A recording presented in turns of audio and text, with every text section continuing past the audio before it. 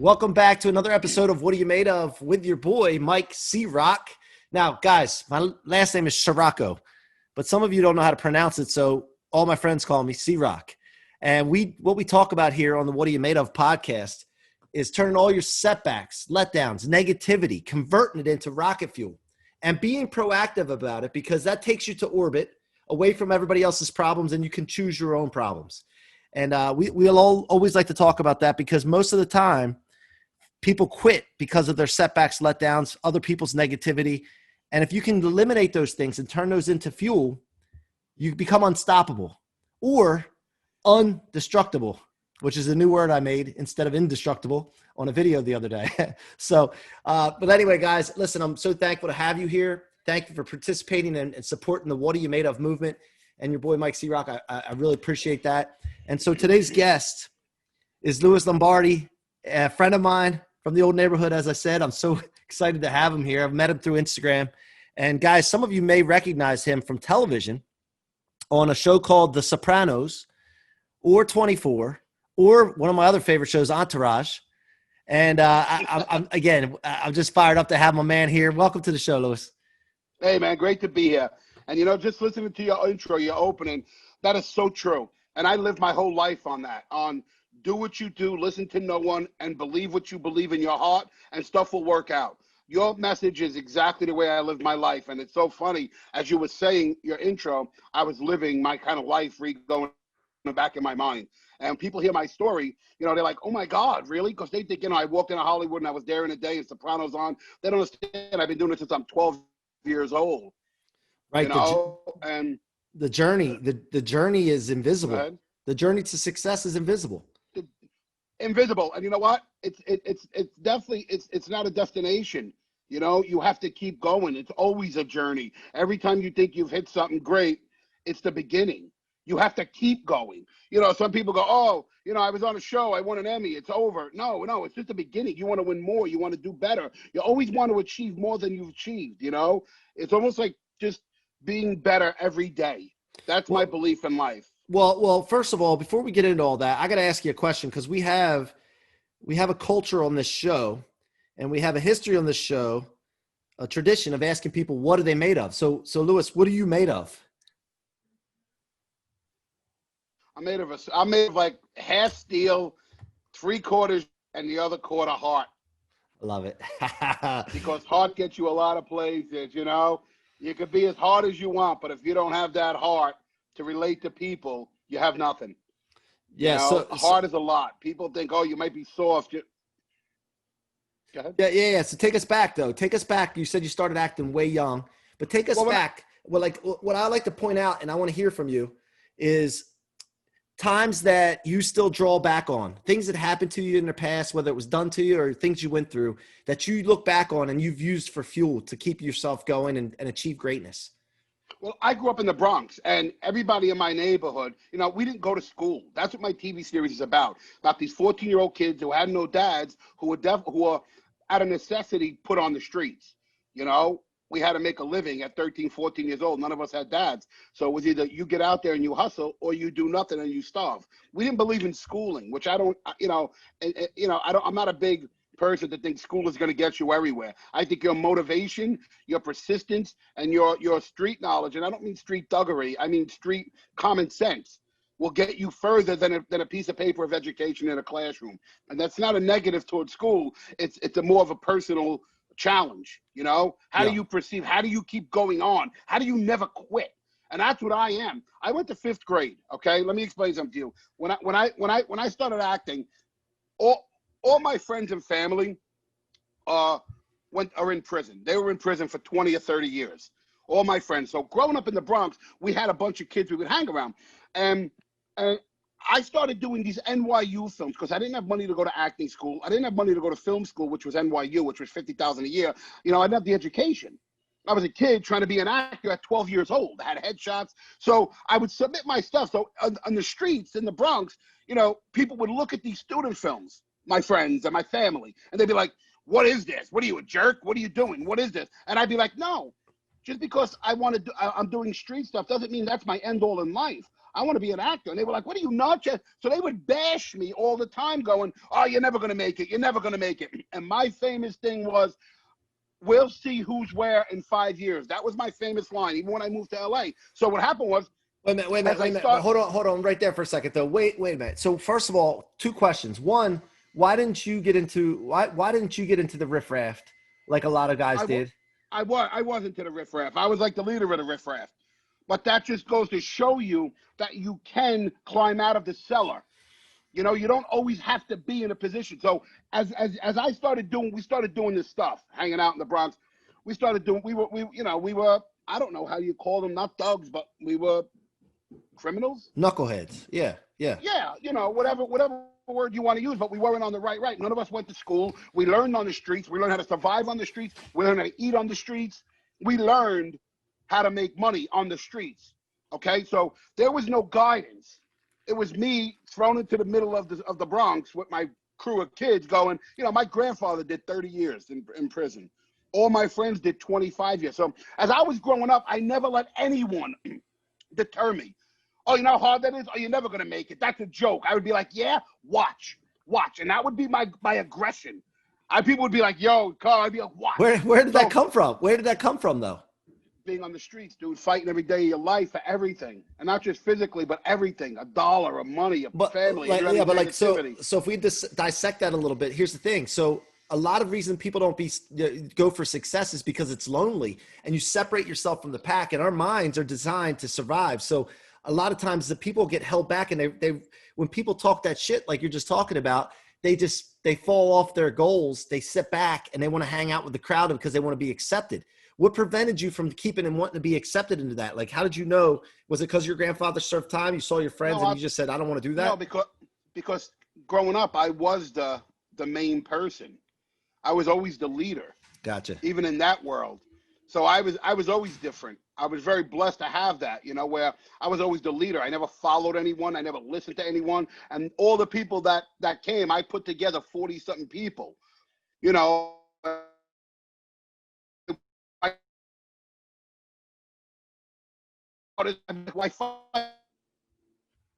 These people, places growing up, that everyone finally settled in this one place that I'm now for 40 years with my mom.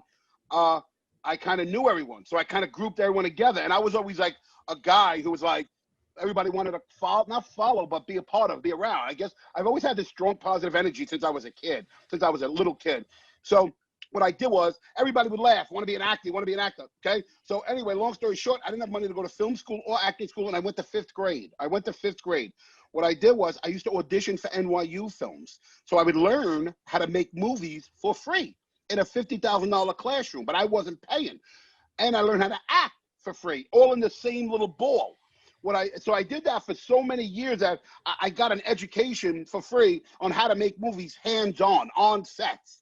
NYU films are big. They're like regular films. Kids are rich kids. They make $50,000 films. So I was doing that for so many years that I made friends with so many NYU kids. I did film after film after film, you know? So and that was all with no education, no money, no anything. You know, I just basically went out and did it. People like, oh, how do you do it? I'm like, you could do anything you want if you could put your mind to it. Again, I have a fifth grade education. I've written 30 scripts. I have no acting education in classrooms. I've done 100 films. I've done 10 series. We won an Emmy for 24. Yep. You know, so with no education, all about drive and motivation. And the biggest thing is you believe in yourself. What you see in your mind of yourself is what other people would see. And I broke the mold on big Italian actors. Okay, I'm a big Italian New York actor, right? I rarely play gangsters. I play a cop in almost everything. Sopranos, 24. Most of my films, I play the neighbor. Even though people go, oh, you're in all those gangster movies. And I go, name one. They're like, Sopranos. I'm like, I'm the cop. So you must not be watching. Oh, I call people out. My daughter's like, oh, God, Dad. Because people see you, but they don't really, you know, they want to have that image in your mind. But if you have that image in your mind of a different thing, I tell actors, they're like, you know, I want to be the gangster it is. I go, see yourself as something different, and so will others. And that's what I've always done. You know, I never cared what people thought. I've never cared what people's opinions were. I always was like marching. I've always marched to the beat of my own drum. Well, did you ever have any self-doubt though? Like, does it ever creep in Never, ever when you were a never, kid? It never never, did? never. Now, that's why I'm here. Yeah, yeah, yeah. Once you put self-doubt is termites, and they will break your house down. Yeah. Self-doubt is having that, oh, should I? No, I always do it. And you know what? If it fails, you're not a failure. You know what a failure is? Is not trying, not succeeding. You get what I'm saying? Yep. And I believe the day you shut the door on anything is the day you'll never be successful. And the door means your mind. Your mind needs to be strong, focused, and you'll have 1,000 failures before one success. But you know what? That one success could change your life.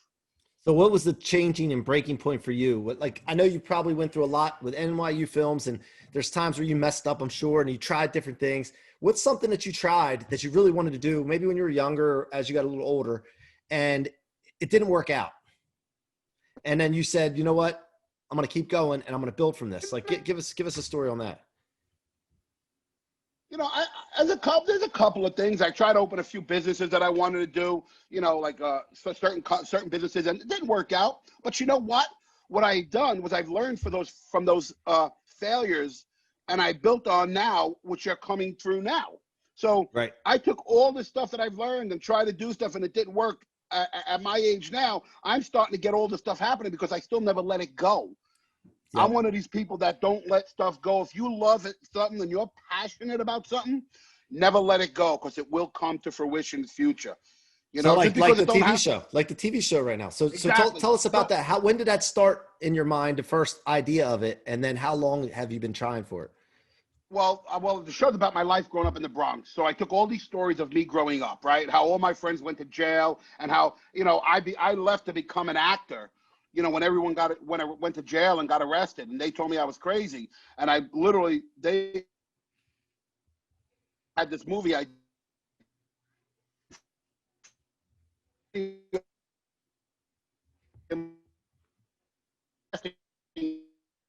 time. All my friends went to jail. It was the darkest time, you know, 22 years old, 23 years old, but 40 of my buddies went to jail. Everybody was arrested in the Bronx. I was like, wow, what do I do? And fortunately, God put something on my dish and goes, wow, that film you did 2 years ago is going to a festival called Sundance. Sundance was nothing at the time. Sundance was a Right. film festival. And I was like, what's that? So the director was like, just come out there with all of us. The whole cast is going, drive from the Bronx to there. We'll have some fun. I was like, sure, I have nothing else here. So this was Right. a major change of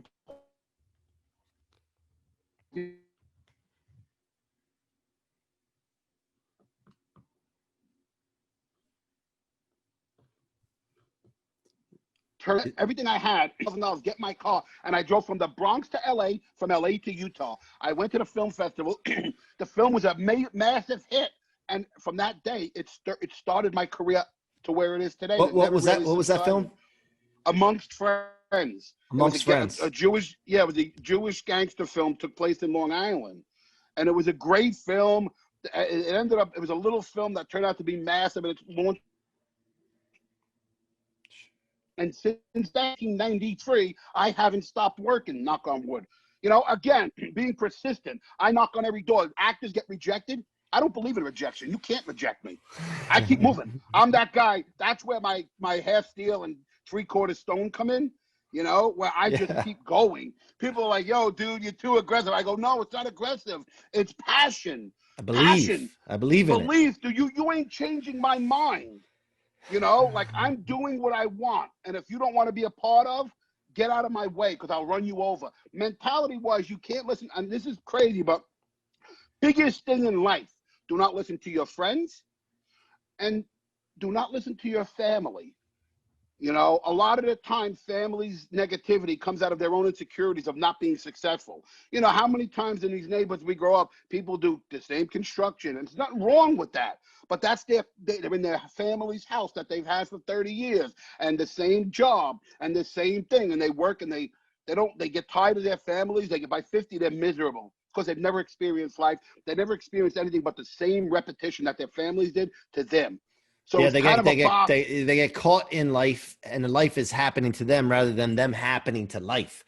And Yeah. it continues, and then they regret it. When I was doing a show in Hawaii. I lived in Hawaii when I was 30, doing a TV series called Fantasy Island for Barry Sonnenfeld, right? Yeah, I remember that. I had a house in Hawaii on the beach. I would call my boys and go, hey, want to come to Hawaii? I got to, all the way there. I was like, dude, you're not walking. There's a plane.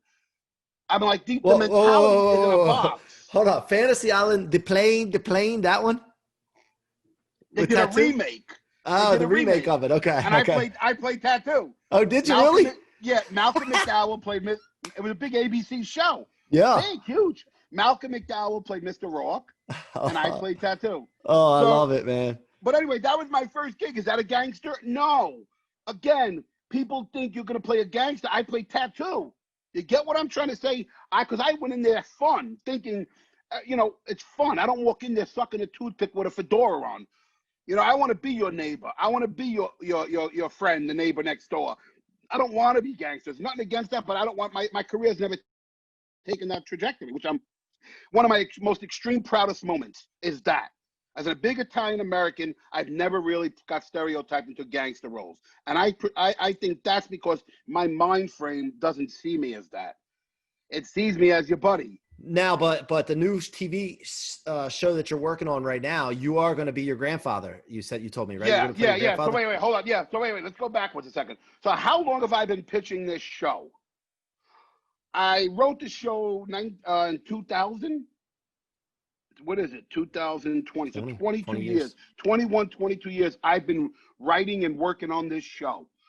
I brought it to everyone year after year after year. Just as enthusiastic as I'm telling you now, right? That's how enthusiastic I was 22 years ago.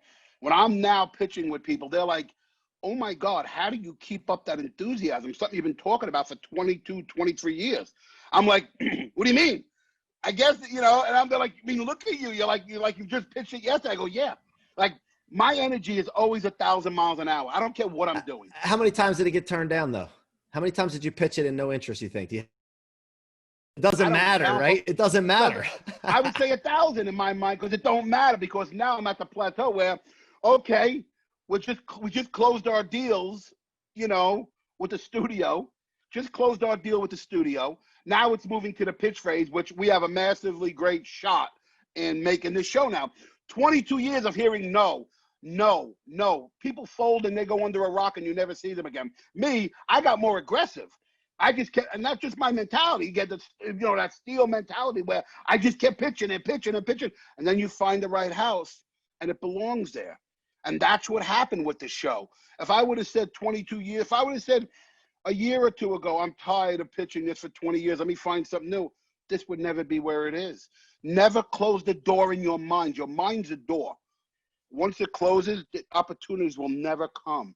Once it's open, your mind sees freely of what you feel. They will, if you're passionate about anything, opportunity will come. Now, this is from a 5th grade, educated, never took acting school, never took film school. I've been in 100 films. I've won an Emmy I've been on the biggest TV series in TV history, Sopranos, 24, and Entourage. We won an Emmy for 24. Never spent a second in writing school. I've written 30 scripts, including the one we're about to sell. I've written, directed, and starred in 3 films, all with a 5th grade education. Now I'm running a food company, Lombardi's Foods, which is the aim is to bring families back to the dinner table like we did growing up. Or again, I'm doing almost everything with the company, raising the money, making the product, making the labels, doing the business stuff. Again, did I go to business school? No. But when you find a passion and a love, you are willing to learn, and no one will deter you. If I would have listened to my mother or my friends, I would have never become an actor. And I'd be working the construction, the repetitious life, or maybe been in jail. Okay? But again, by not listening to anyone and following my own passion, my own heart, my own beliefs, I became a pretty successful person with nothing. I didn't know anyone when I moved to LA, not a person. And I thrived here. Again, your passion, people tell me, oh, why are you so aggressive? It's not aggression, it's passion. A lot of people don't have passion. When I pitch my food line, people are like, whoa, we want to be involved. They're like, whoa, I go, because food is my life. I'm not selling you anything. This is what I want to do. Right. Right. This is what I love. All your success to me, I contribute to my main dominating rule, which is to turn all setbacks and the rejection, all that stuff into rocket fuel for your future. Yeah. And look where it's put you.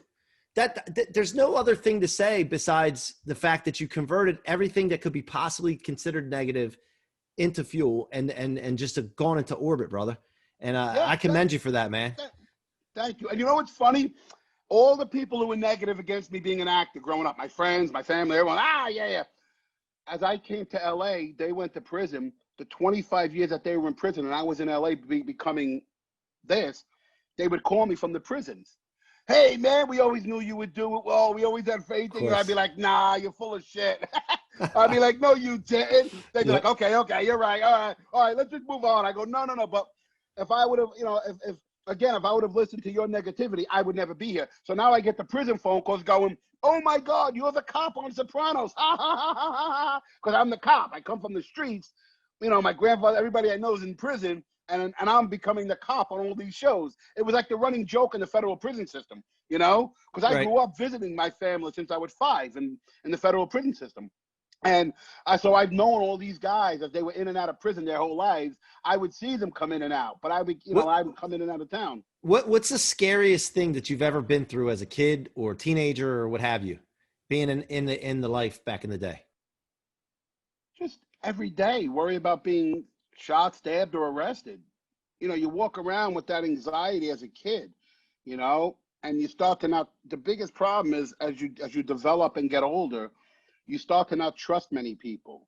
That could be a bad thing and a good thing. You start not to, believe what everyone's saying sometimes. A lot of times. So more than the trauma that came out of it, it becomes a mental trauma, meaning you start to disbelieve people. You start to not trust people. You start to be weary. And that kind of people think it's normal. But when it becomes like sometimes when I hear a knock at the door, sometimes I still think maybe it's the cops. What did I do wrong? I haven't done anything wrong in 30 years. But you still have that embedded in your mind. Right. That's kind of sad. It's sad. But it's some of the stuff I was embedded in my mind and I took away from the streets that I've never gotten out of. Does that make sense to you? Yeah. And so sometimes if somebody knocks on the door, I jump up. My daughter's like, "What's the matter?" It's just a reaction. You usually somebody banging the door down, or somebody coming to look for you, or you have a problem. That's always the way I stimulate a lot of things from sense memory from back in the days. Now, when you got to LA, were there people still trying to dishonest, take advantage of you kind of thing? And did you still run into that real there? fast. They learned real fast that it wasn't going to happen. Yeah. When I moved out here for the first 5 or 10 years, I'm out here 27 years, 28 years. The first 5 years or 10 years, I was still aggressive from the Bronx mentality out here. So you're in a town where everybody's full of shit. So I would be calling people out left and right. I'd be like, yo, you're full of shit. See, I'm not the kind of guy to sit back and have you lie to me and I know you're lying and be nice to you. I call you right out, and I've done that when I first moved here. I still do it, but not to the extent where it really matters anymore. But coming out here, everybody's disrespectful and people being rude. And that's just the nature of the beast no matter what you're doing. And I just would put people right against the wall in 2 minutes and go, it ain't happening. I'm not like some jerk that from your neighborhood, wherever you're from, Yeah. And you're going to respect me or you're not going to talk to me. There's 2 choices. I respect everyone until you're not respectful. And when you're not respectful, I will become the same way. But I get along with everyone. I love people. I love family people. I love people that, my food line's based on families and kids. That's where I grew up. My mom cooking for 20 of us. And I always had that belief, until you say something that's disrespectful, I will never tolerate disrespect. You're not going to yell at me. You're not going to talk down to me, especially in front of anyone. I don't care if me and you in a room by ourselves with the light off. You're not going to disrespect me. It's all about respect, baby. I always say that. It's all about respect. And even now in business, I tell people, we're in business. We have 20, 30 people working. Not everyone's going to like each other. If you want the job, do your job. Don't talk to these people. Go home. Be professional. But don't be disrespectful. Don't abuse anyone. Don't say anything. If you don't want to be here, don't be here. And I'm a firm believer in that. You come at me with respect, I will come at you with respect. I will feed you every night in my house. You talk disrespectful to me, you will get disrespectful back.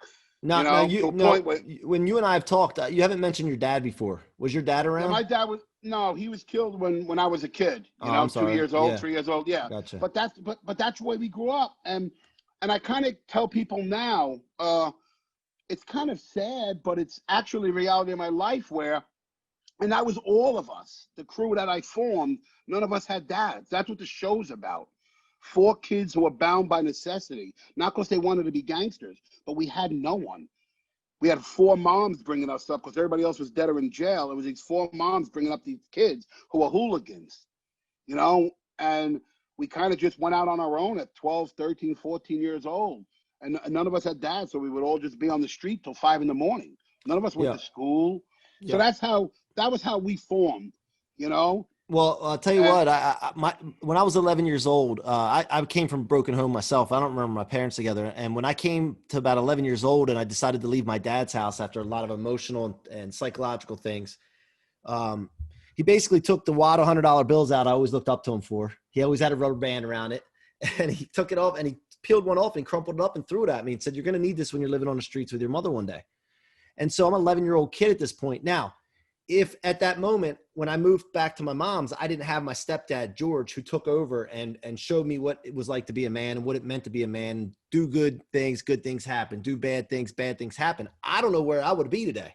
So I was very fortunate to have that because, when that happened, I'm thinking to myself, when you're an 11-year-old kid and you go through something like that, you think, I'm stubborn. I know you're the same way, just the persistence. It's an asset and a liability, right?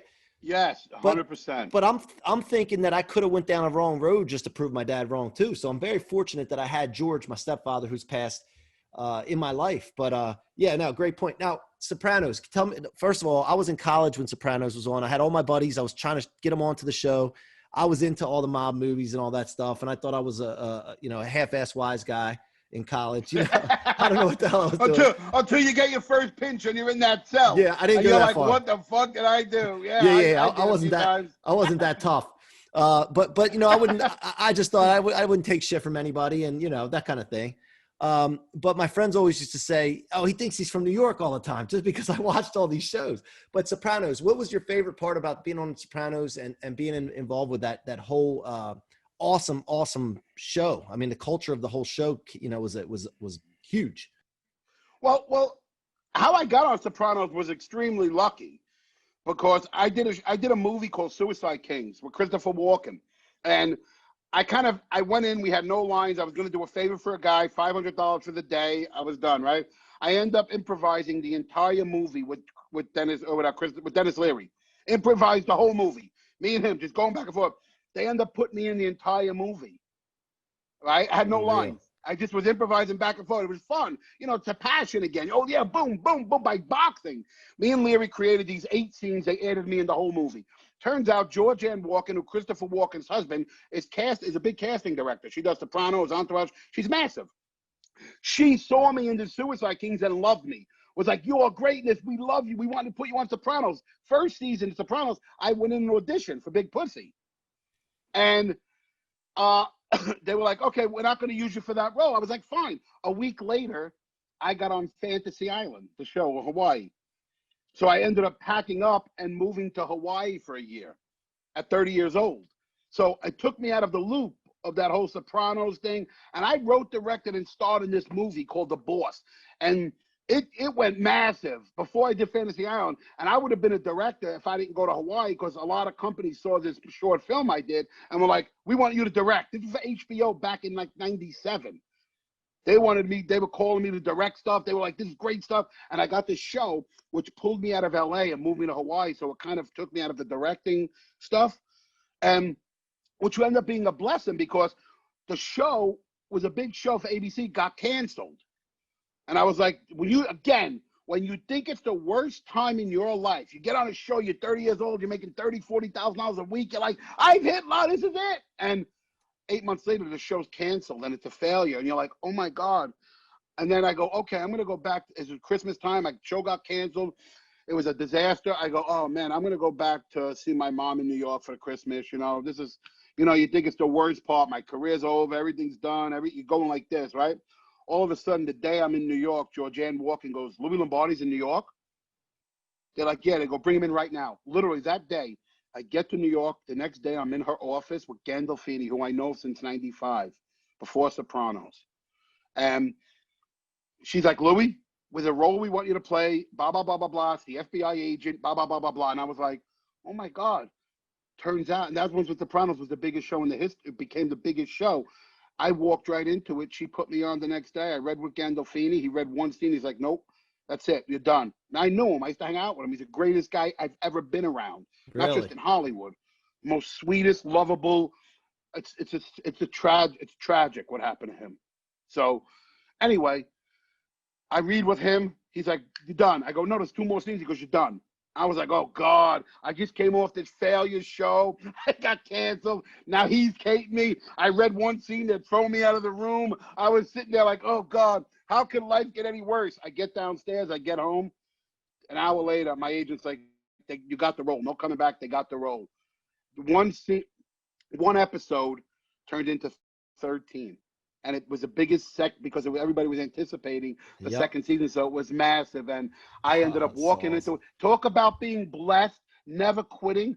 If Fantasy Island would have never gotten canceled when it looked like the worst thing in my life, turned out to be the biggest and the best because Sopranos really skyrocketed my career. Yeah. So he didn't. So James Gandolfini didn't tell you at that moment right there that he liked you and he just had enough. He's seen enough to give his okay. He didn't say. He already like said that. It. Yeah, Oh, I felt like man. I was with. I felt like I was with the Don. He was like, no, okay, Louis, but not negative, but like, don't worry. Did he have a big say in what actors came on the show? Hell yeah, Okay. A lot of those people are his friends. Gotcha. But I knew most of those New York guys anyway. So you were asking me what's the best thing about it was it became a family.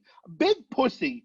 I know if you watch the Sopranos podcast with him on it, he talks about me at 14 years old going into his bar with my friends and people in the neighborhood that were gangsters, and we used to go in there and shake them down.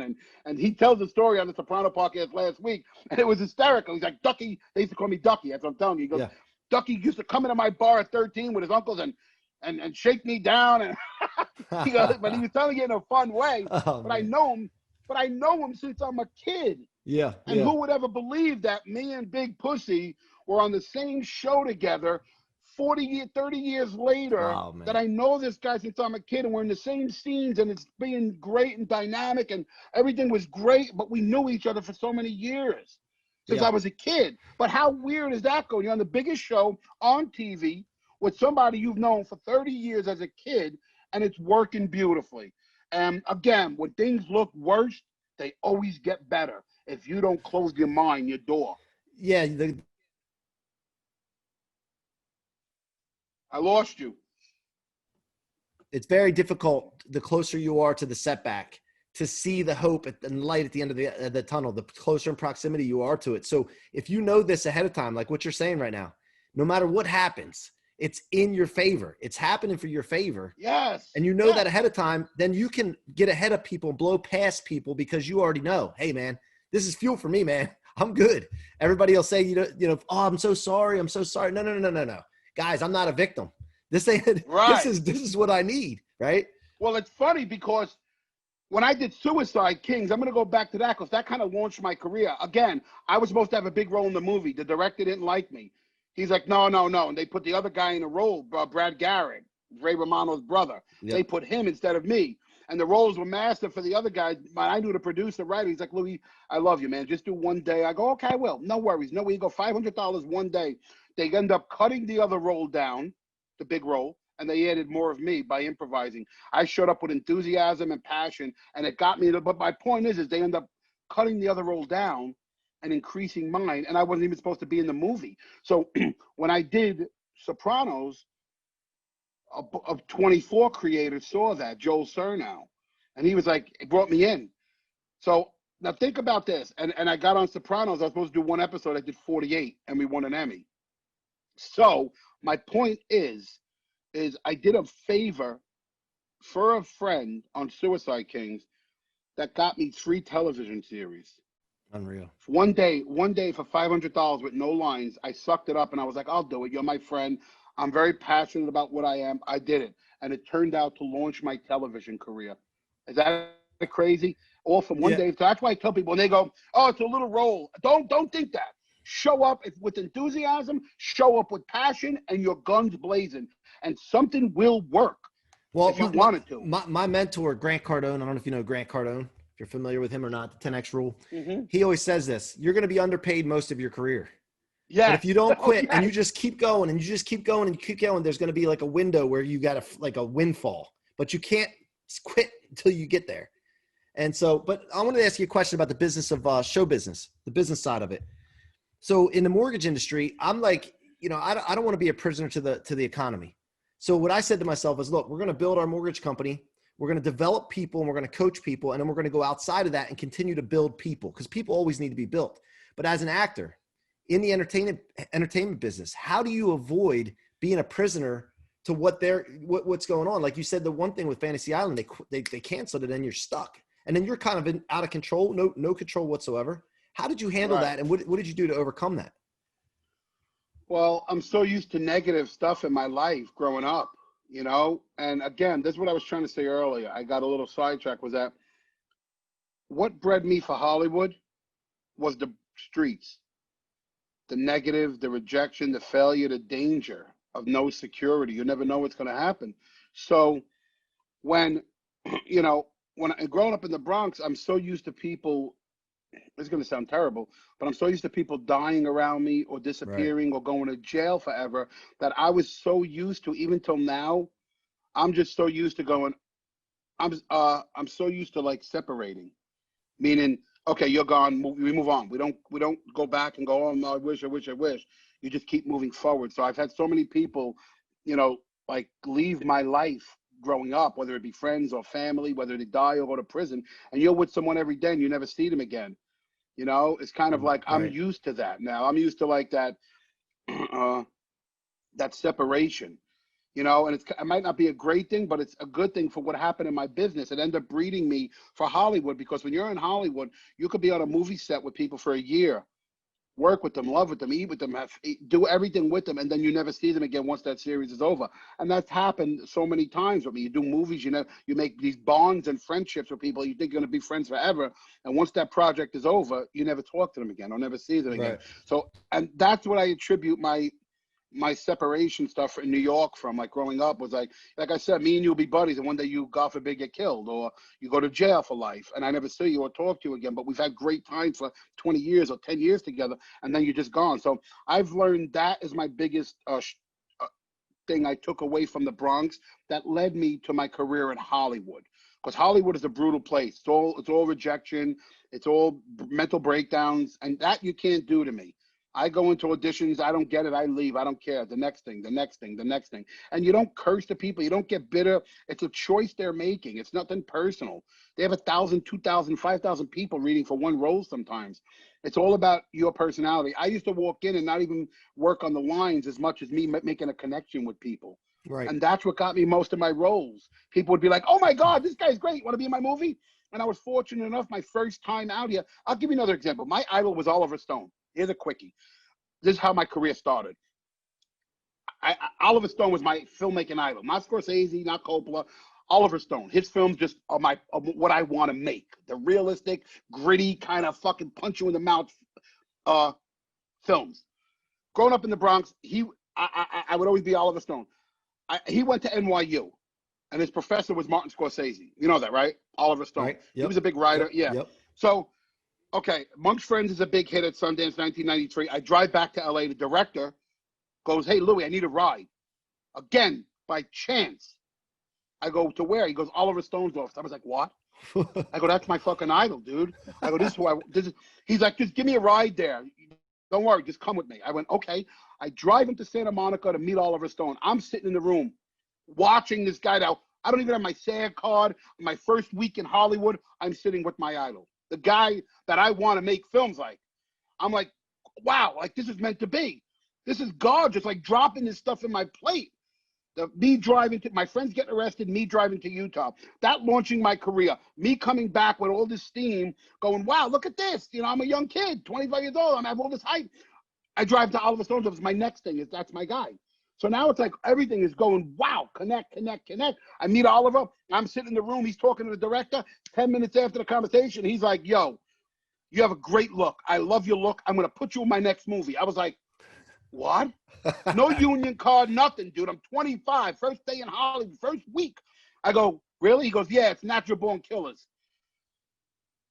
About a month later, I'm sitting in a room reading, for other actors with no bull, Woody Harrelson, Robert Downey, Tommy Lee Jones, Oliver Stone, uh, Tom Sizemore, all the biggest actors, and me sitting in a room having other actors come in that I've idolized since I was a kid on TV, bringing them in to read Wow. with me, to partner up with me. And I'm going, is this unbelievable? So he ended up putting me in Natural Born Killers. I was there for 2 months with him in Chicago, paid for my SAG card. That's how I got my union card through Oliver Stone. My idol, guy I looked up to since I was a kid. That's how I got into initiation of Hollywood. Once he hired me, when I got back from Natural Born Killers, I got hired by Tim Burton, John Landis, Ivan Reitman. I got hired by the biggest directors, one after another. And what I do there is I just keep learning how to make films from the greatest and the biggest. This became my film school. This became my education. Never settling, never staying humble, never settling. Like, you know, did you Yes. ever, have you felt yet that you've arrived? Have you gotten that Never. feeling? Still No, don't. No. no. I feel like I'm still outside the door and I've never arrived. People go, oh my God, how do you think that? You've done stuff. No, it ain't what you did. It ain't where you're from. It's where you're going. You still, Right. again, it's, you know, success is not a destination. It's a journey. It just keeps going. And once Right. you believe you hit a plateau, then you become comfortable in a false zone. Because it ain't just about money. It's about being happy with your family. That's a journey. It's about being happy with stuff that's irrelevant to money.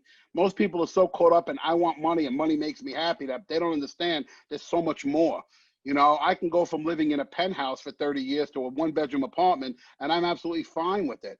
And when people go, "Oh man, you happy?" I go, "Yeah," because they go, "Why you?" My daughter and my girlfriend they would ask me, they would go, "How you always wake up so happy?" I'd be like, "Because I I could have been in a prison cell for this 25 years.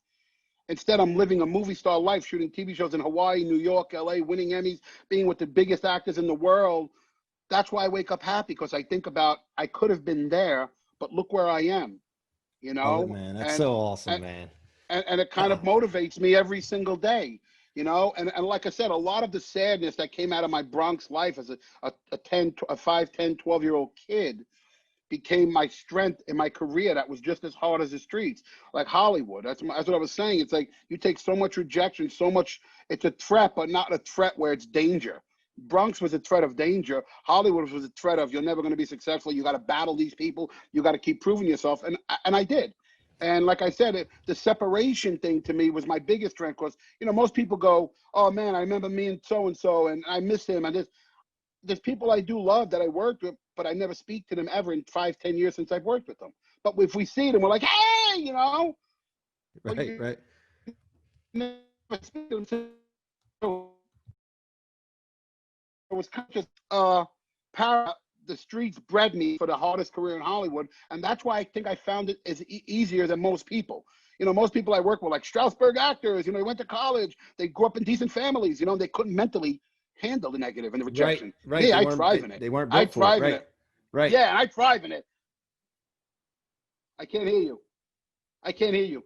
I appreciate your time today, man. Before I ask the last question, because I value your time, and I just want to thank you, man, for coming on the show Don't worry, today. man. This is I'm great. I love this is such a different podcast to what I'm normally doing, talking about just entertainment. This is a real podcast about how you really guide yourself through life. Like I watch right. some of your stuff, and we have a similar mentality. I watch a couple of your Instagram. We have a similar mentality, and I love the passion. Like of like never quitting, never believing. It ain't just if you're going to become an actor. You could become a construction worker, a pizzeria owner, or a movie star, and it's all the same passion of what you do, you know. And your message is great. I listened to a bunch Yeah. of stuff, and you Thank you, motivated me. man. Thank you. And I'm looking forward to getting together with you. I'm going to come out to Cali once some of this stuff calms down, man. And I just want to eat a dinner with you, eat a meal with you, man, break some bread. But let me ask you one more question, and then we'll continue offline. Why did you decide to come on the What Are You Made Of podcast? Because after I watched your stuff, that's what I was just saying to you. I watched a bunch of your interviews on your Instagram, and I said to myself, man, this guy's got the same mentality, the same kind of never quit mentality. The drive will get you success mentality. And I watched some of your interviews with people, and some of you talking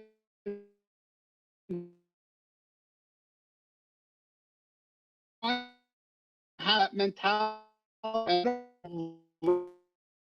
You don't have to stuff and move and guide yourself through that. And when I watch your stuff, that's what made me come on. I watch your stuff, and it made me say we're on the same wavelength, the same path. I appreciate it, man. And just guys, go look for Lombardi Foods. Is that what it's called, right? Lombardi Foods? Yeah, you go to Instagram.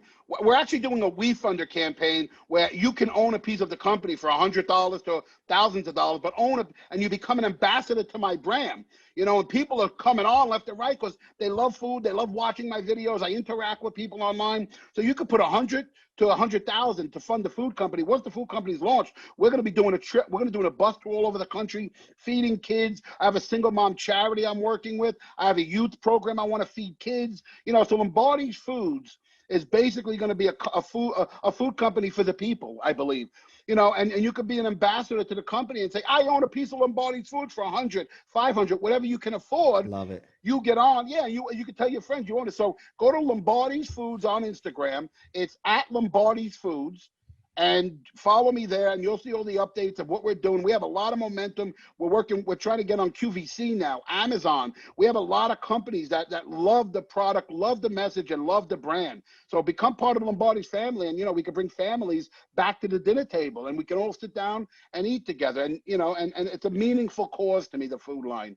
I gotta get you connected with some of my people, man. I think that there's gonna be some people that can really fire up this food business, man. So I love it. I love it. I appreciate you, man. That would make me so much more happy than being in Hollywood. It's to feed America, dude. I love it. I'm ready to feed everybody. I love it, man. Well, Lewis, thank you so much, man. I appreciate you from the bottom of my heart for coming on the show today. And if there's anything I could ever do for you, hey, just reach out to your boy C-Roc, man.